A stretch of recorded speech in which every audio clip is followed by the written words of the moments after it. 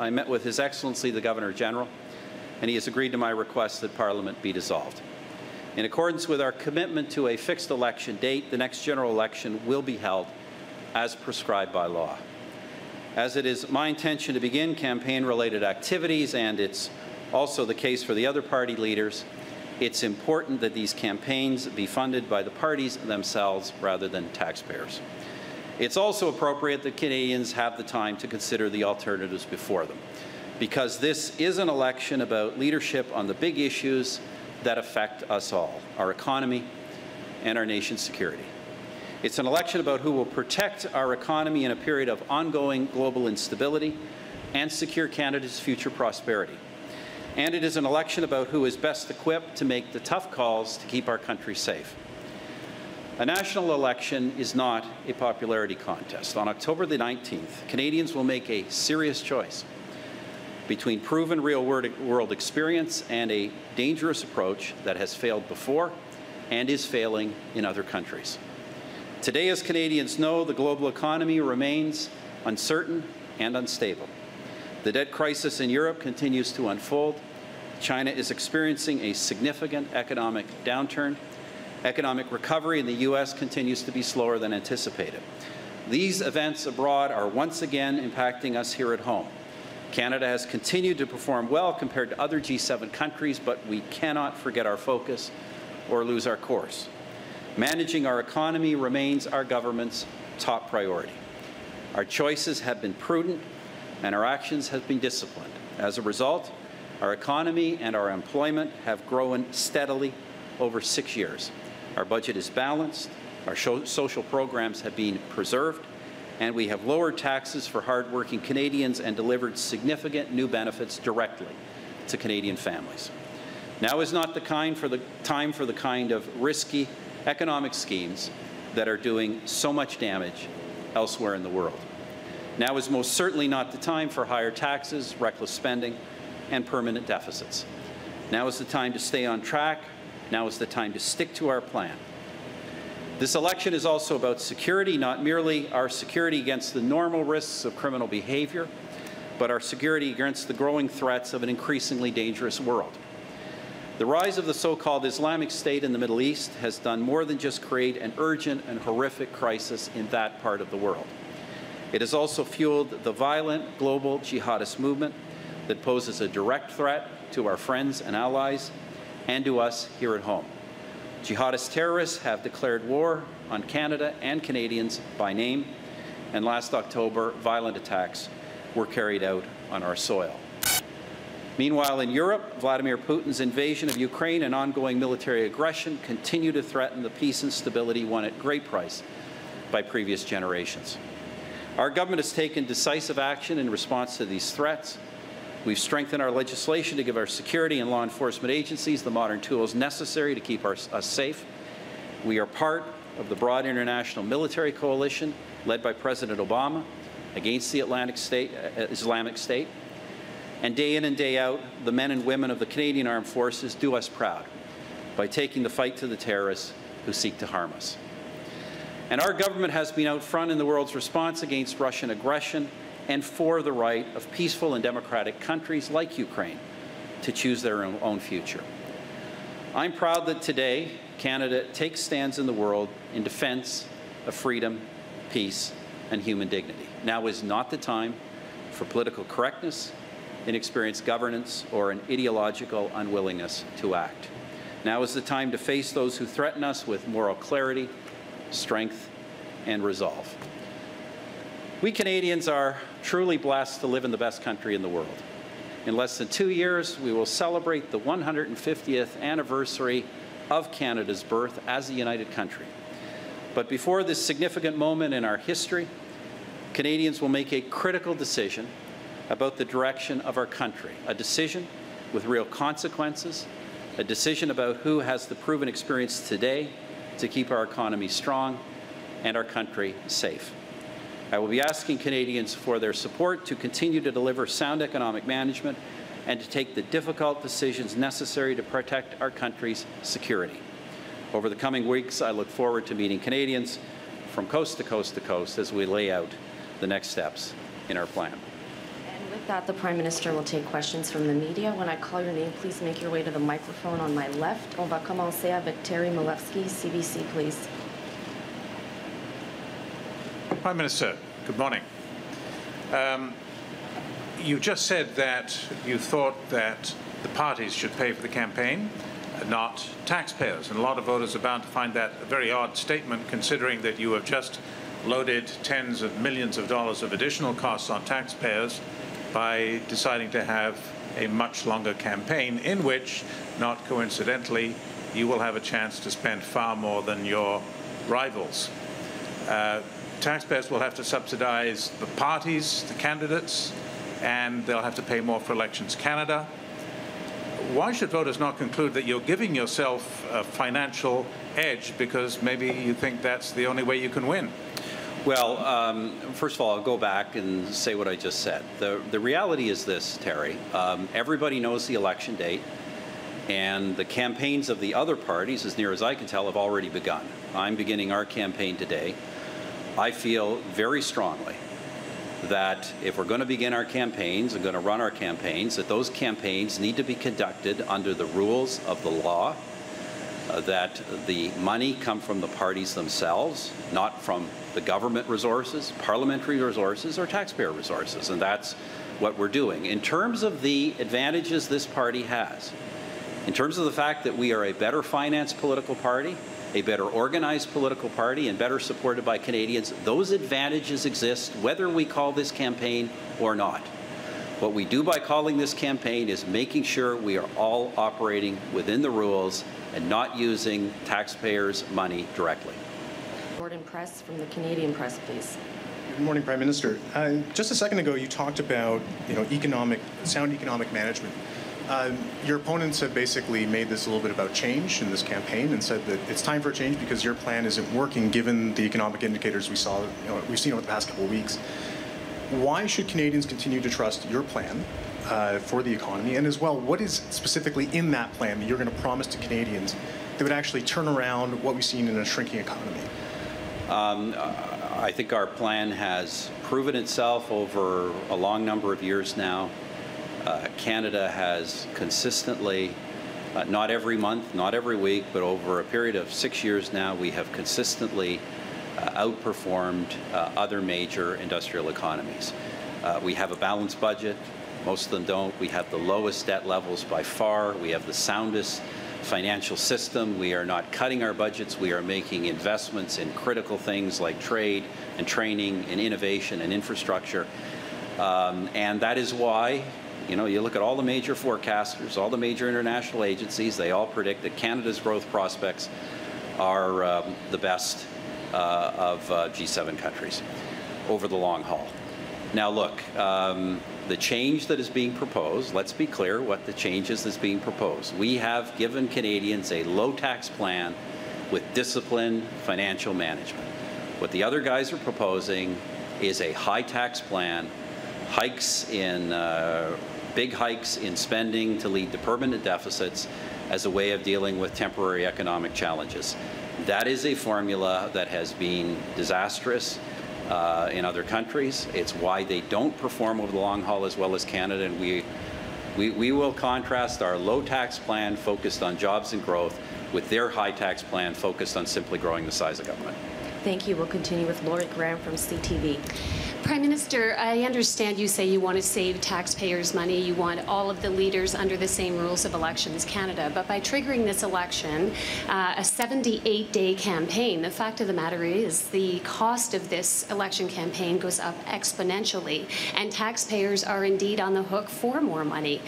So how do you square a 78-day campaign that is at least 50% more than a 37-day campaign? Well, I would challenge the premise of the question, but I would say this. It is important, once again, as I say, that every political party's campaign be financed by itself, not government resources, not parliamentary resources, not of all the other resources that are available to us when campaigns are not on.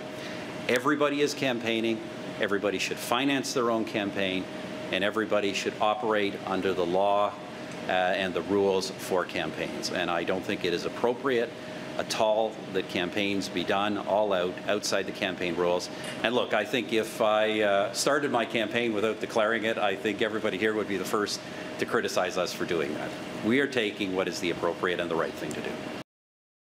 Good morning.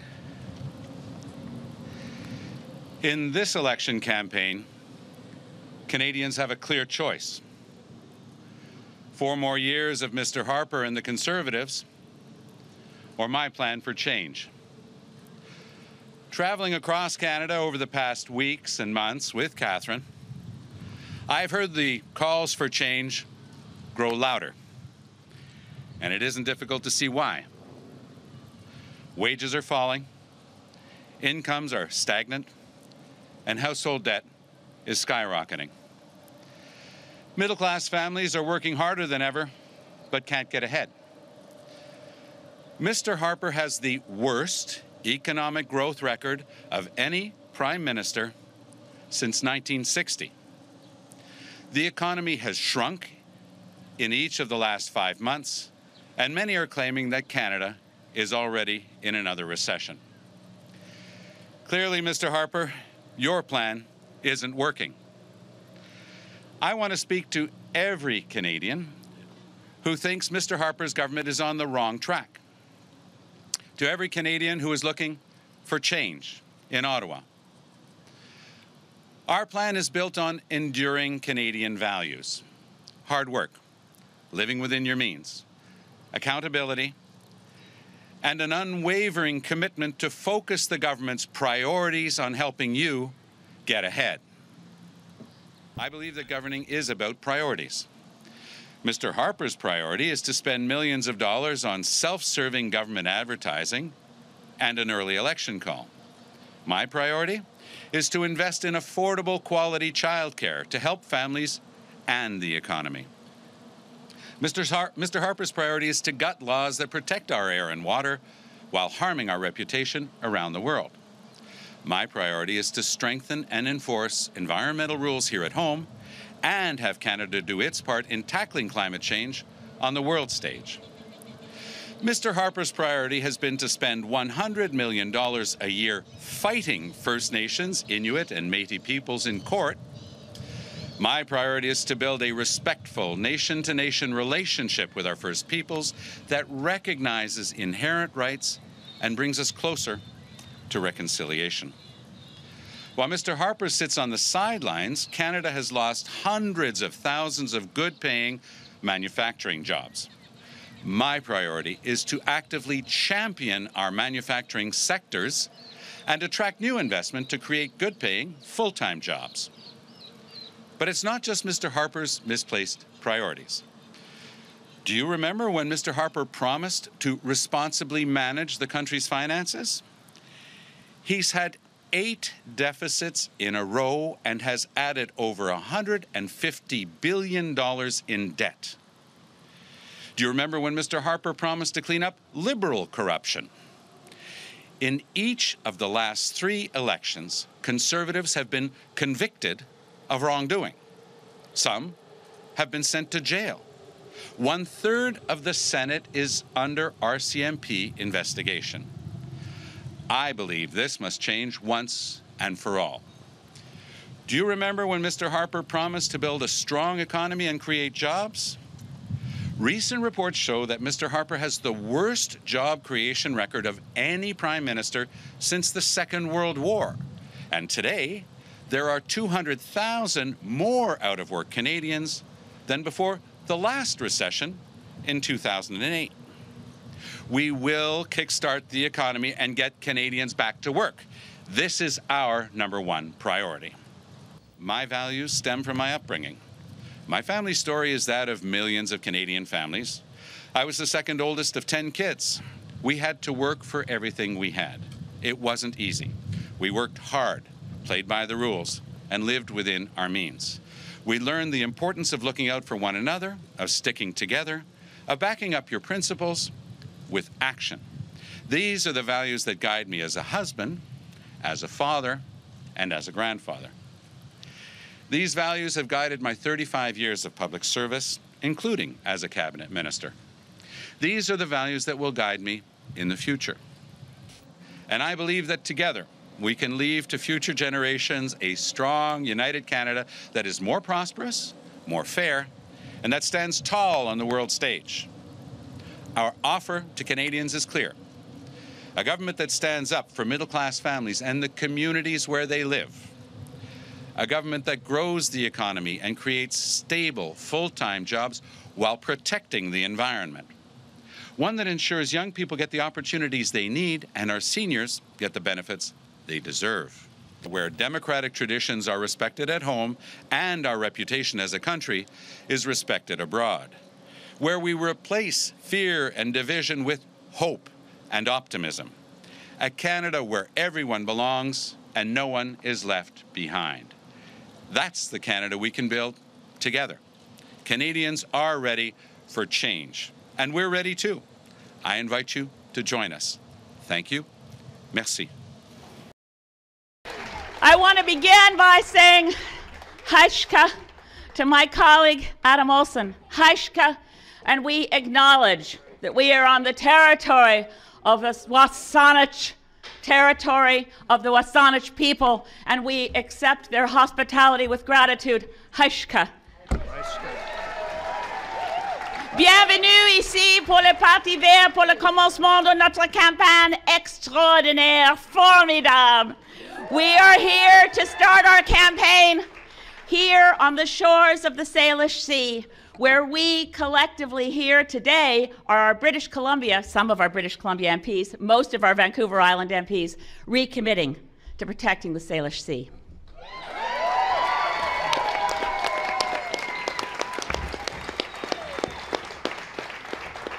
And this may be somewhat unorthodox. I hope my colleagues will accept that a very great Canadian passed away last week, and her funeral is today in Ottawa, and under other circumstances, I would have been there for Flora MacDonald's funeral at Christchurch Cathedral. She was my friend, but she was also, for all of my life, my role model. She exemplified what it is to be Canadian and to represent the Canada we love. And although it may be somewhat unusual, I just want to say that I'd like to dedicate the Green Party campaign in this election to the memory of Flora MacDonald.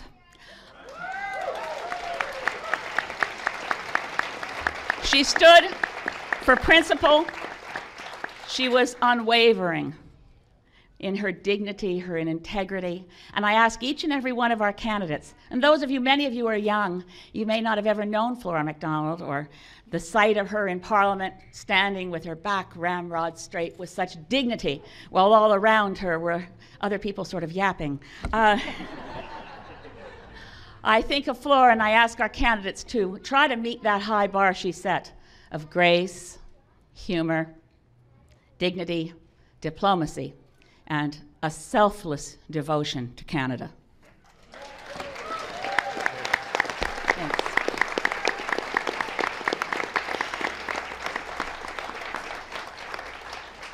Just moments ago, Stephen Harper visited Rideau Hall and launched what will be one of the longest election campaigns in Canadian history, the longest in 140 years. Il sera 11 semaines, 78 days. I just heard the Prime Minister claim quite extraordinarily that this would not cost Canadian taxpayers more. My friends, he changed in the so-called Fair Elections Act, which of course is known generally across Canada as the Unfair Elections Act, he changed the rules to allow longer writ periods to allow parties to spend more money. Now, it's true, the rules are absolutely fair. The Green Party is equally allowed to spend $50 million in the next 11 weeks. And quite fairly, they have more money in the bank because people have given them that money, quite right. But what isn't right is to claim that the taxpayers aren't subsidizing this election. It's going to cost Canadians tens of millions of dollars more, because for all those horrible attack ads we're about to hear, we'll be bludgeoned in our own homes by attack ads. And every single attack ad, we're paying for half. And over the course of an election campaign of $50 million, of course the Conservatives get more money through this change, and they hope it disadvantages the others. And I say to Stephen Harper, shame on you for doing that. It costs taxpayers tens of millions of dollars more. Despite this cynical launching of a campaign, the cynical motivations, I want to say to Canada that the Green Party is ready. Le Parti Vert est prêt.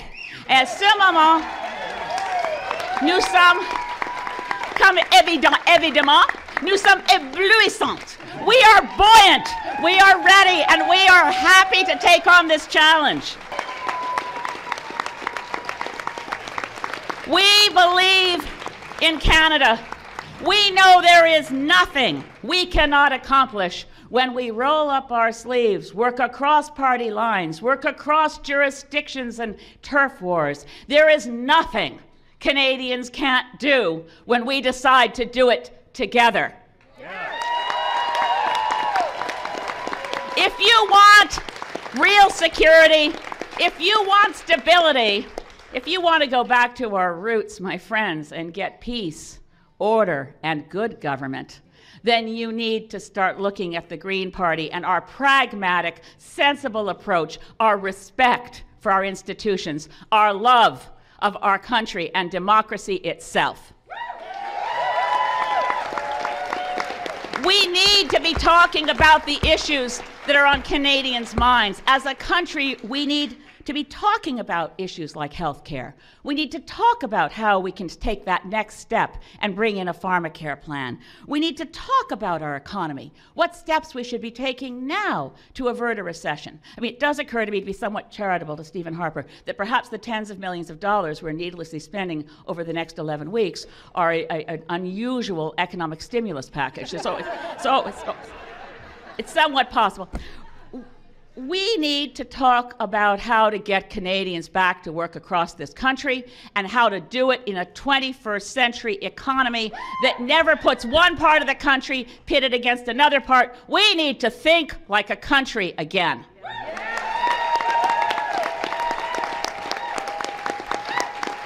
We need a diversified economy.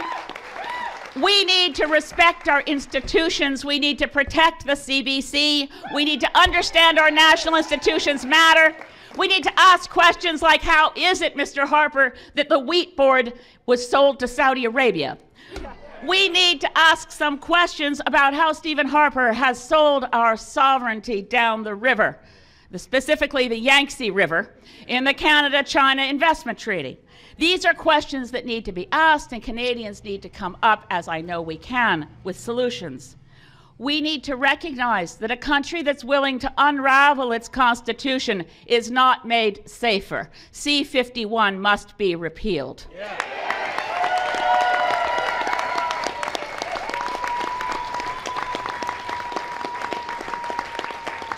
Some may want to motivate Canadians by making us feel fearful. The Green Party understands that the best of us as a people lies in our capacity to take care of each other, to have hope for the future, to invest in our kids, to do things like rebuilding our roads and bridges so our critical infrastructure isn't crumbling around us. Canadians want to see leadership that actually understands real security threats, like the climate crisis, and is prepared to do what needs to be done by working together. Nous croyons dans le Canada qui travaille ensemble pour tout. Nous croyons dans le Canada que nous aimons. We love this country and we're prepared to fight for it. And we're asking Canadians from coast to coast to join us. Regardless of how you think you might vote, it really matters that we increase voter turnout in this country in spite of the Unfair Elections Act. We need to get Canadians in larger and larger numbers voting. And we want you to vote in a way that keeps a smile on your face, which means we want you to be electing Green Party members of Parliament to a minority Parliament to ensure that we get better government in a more respectful and collaborative Parliament.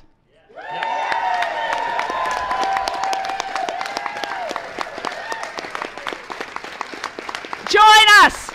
Join us now! We're going to take our country back!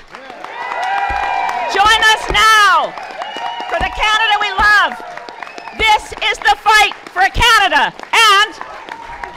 And Peter, back to you. Thank you.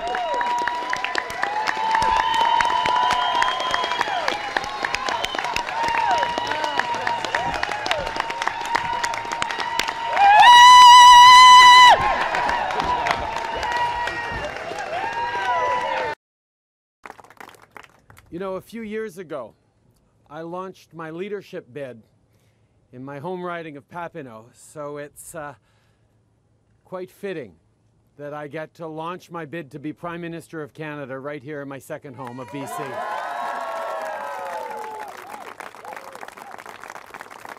And I can tell you, somewhere my Grandpa Sinclair is smiling and nodding approvingly. Canadians want change. They want real change. And no wonder. Stephen Harper's plan has failed our country. We are working harder and harder to make ends meet, but falling further and further behind. Those few who have done well have done very, very well.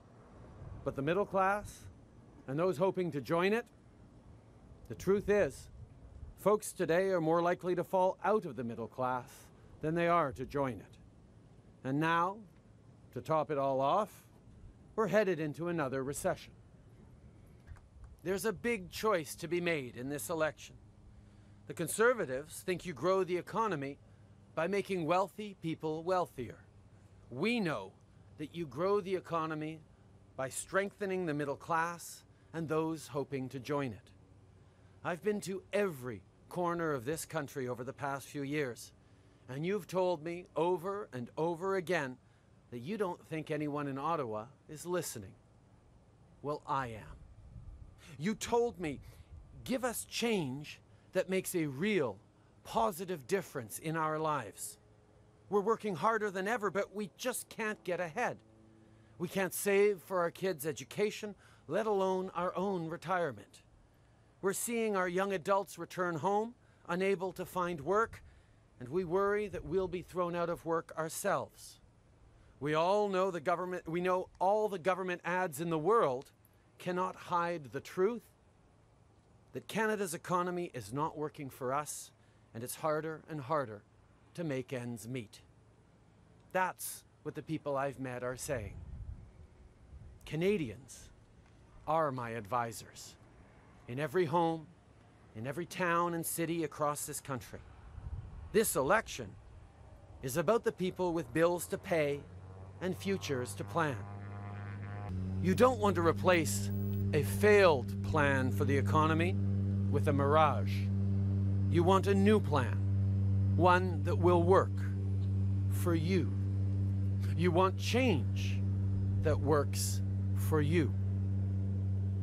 That changes not just where we all sit in the House of Commons, but where your finances sit when you go over them at the end of the month and crunch the numbers. That plan is our Liberal plan.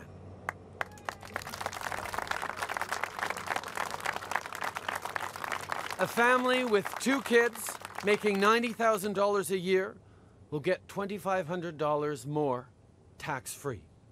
Low-income families will see 315,000 kids lifted out of poverty. 9 out of 10 Canadians will be better off in hard dollars and cents under our plan than either of my opponent's plans. And we will pay for our plan in 2 ways. We will make the wealthiest pay more in taxes. We think that's fair. After all, they've had a pretty good 10 years. And we will stop sending checks to millionaires just because they have children. Because Liberals understand this: when the middle class does well, so does the entire country.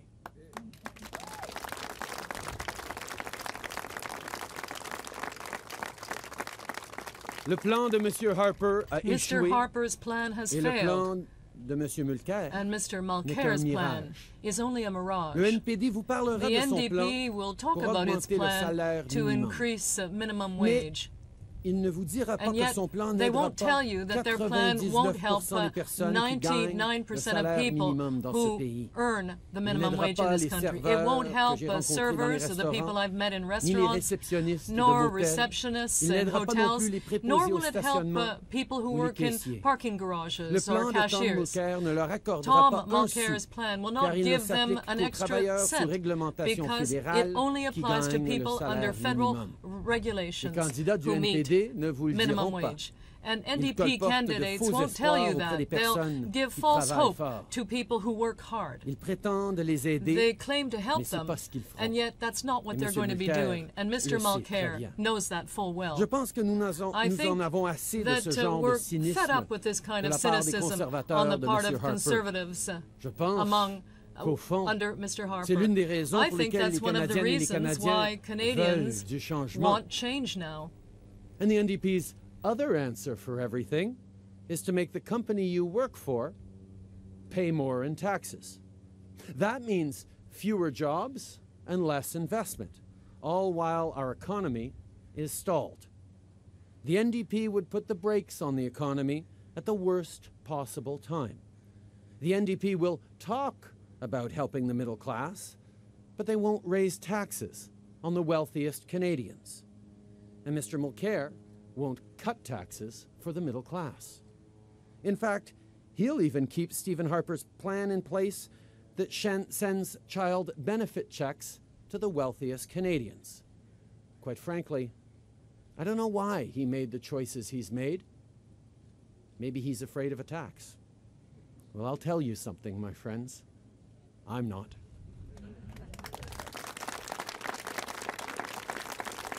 My opponents can say whatever they like about me. I'm going to stay focused on you, on making real change happen that will make a real difference in your life.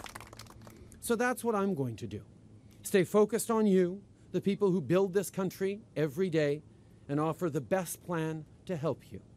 Our plan, the Liberal plan. You know, British Columbians usually, like so many Canadians, spend the August long weekend with family.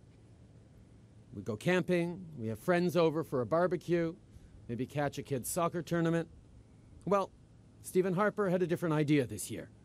He spent something, all right. Your money. $125 million of it. Why? Because it's the best idea he could come up with to help him keep his job. Well, I believe a prime minister has three main jobs. Keep the country united, keep Canadians safe, and give everyone, the Canadian people, a real and fair chance to succeed. That's what our plan will do. That's what our team is committed to fighting for. And that's what this election truly will be all about. Merci beaucoup.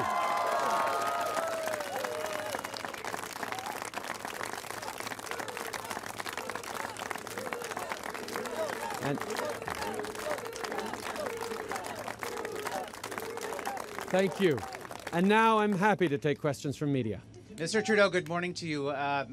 First of all, I want to ask you, you launched an ad yesterday saying that you are, in fact, ready, responding to Stephen Harper's criticism.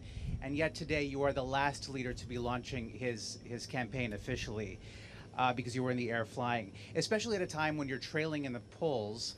Why did you not make arrangements sooner to be in Vancouver earlier and respond to the writ being dropped when all of the other leaders were responding to it? It's very simple. I'm glad to be here today, here in Vancouver, because BC matters, like every corner of the country. And getting outside of the Ottawa bubble is extremely important to Canadians. And second of all, I made a promise to the 500,000 British Columbians who will be celebrating Pride this afternoon, celebrating Canada's diversity. And I'll tell you something. No one's going to get me to break my word, particularly not Stephen Harper.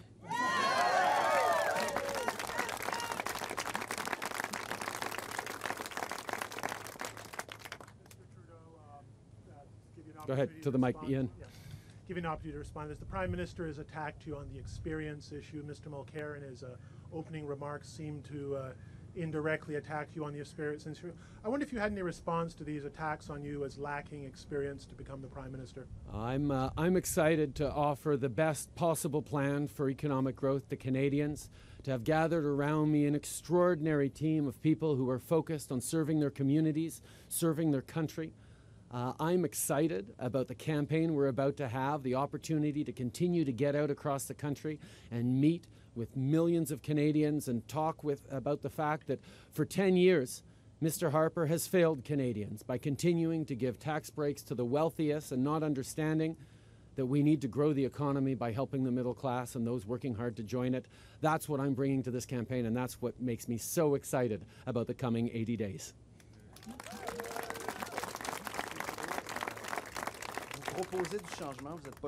You are proposing change, and you're not the only party to be saying that.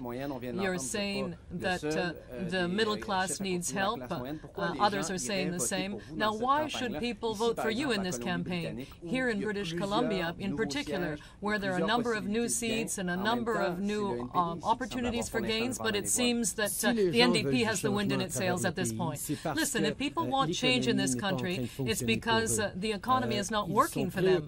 They're concerned about their future, the future of their children, their pensions, and that's a huge concern for us. Mr. Harper is saying that Canadians should thank him for his leadership in the last 10 years. But I've talked to too many Canadians out there who are suffering despite all the promises and the ads we're getting from Mr. Harper. So, as far as I'm concerned, the change that Canadians want is change in favor of a new economic plan that will invest in the middle class, that will help the middle class. And when Canadians will look at Mr. Mulcair's empty promises, who's not doing what he's promising to do, either in terms of the minimum wage or in terms of help for people who need this by taking money away from people who have the least. Well, I can tell you I'm very proud to present the Liberal plan.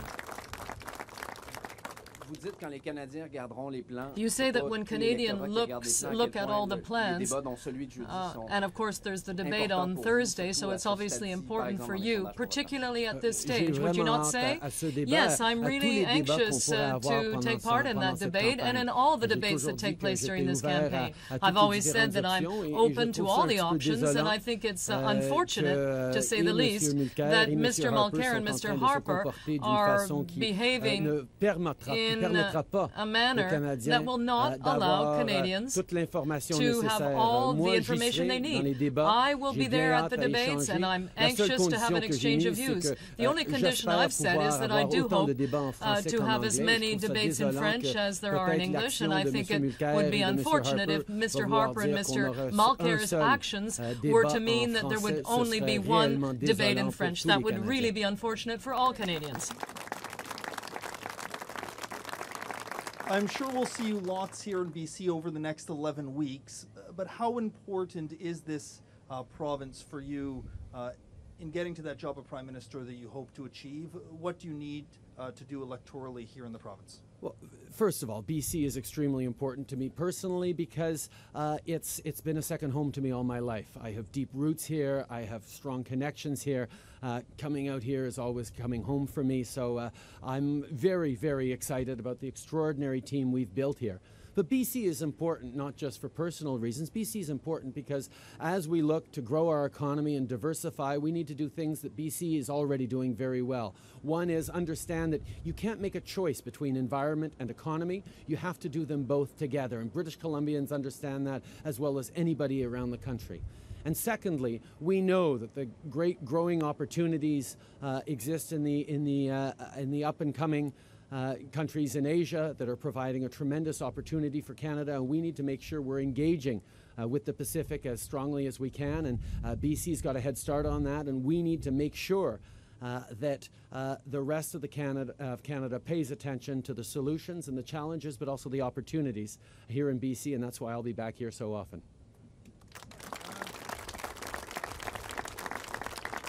Got a bit of a follow-up question for you on that. Where do you stand on the Trans-Pacific Partnership, especially when it comes to Canadian dairy and autos? Listen, trade is important. The Liberal Party has always understood that signing important trade deals is important for Canada. It's important because we're a trading nation. But it's also very important when you look at the fact that trade-intensive industries pay on average 50% higher wages to Canadians than non-exporting industries. So this is good for Canadians. The fact is, however, that Mr. Harper has continued to conduct himself with the secrecy and opacity that to which, unfortunately, Canadians have become accustomed, and we don't know what's on the table, what sort of deals or sacrifices are being made. The Liberal Party continues to support supply management. It's, for 40 years, it has worked for farmers and for Canadians in terms of allowing us to have stability and opportunity. But at the same time, we understand that there's not an international free market in terms of agriculture. Every country massively subsidizes. So I don't think it needs to jeopardize. We've signed many, many different trade deals like NAFTA or the Europe deal without putting into question our supply management. And Mr. Harper certainly hasn't said differently. Any other questions? I'm unlike my other guys. I tend to take a lot of questions if you have them for me.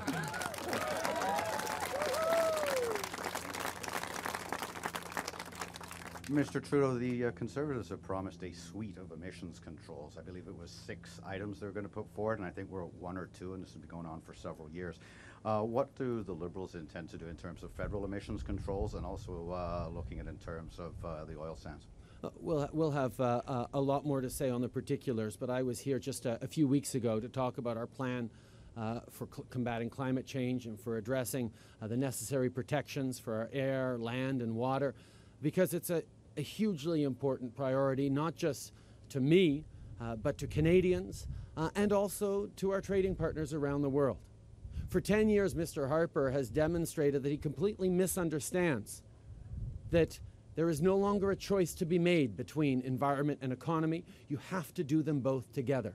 And his lack of actual leadership on environmental oversight, on regulations, on emissions reduction, on setting real targets and working with the provinces to achieve emissions reductions is something that has not just hurt us environmentally, but is hurting our economy as well. And that's why the Liberal Party is committed to engaging once again in responsible oversight and regulations that's going to allow our economy to continue to benefit, but in ways that will reassure both Canadians that we're not making a choice between short-term profits and medium and long-term sustainability for our communities or our ecosystems, but also reassure our trading partners that we are doing our part to make sure that our planet continues to be protected.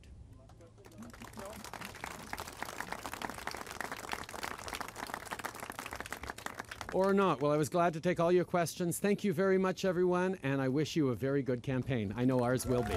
Merci.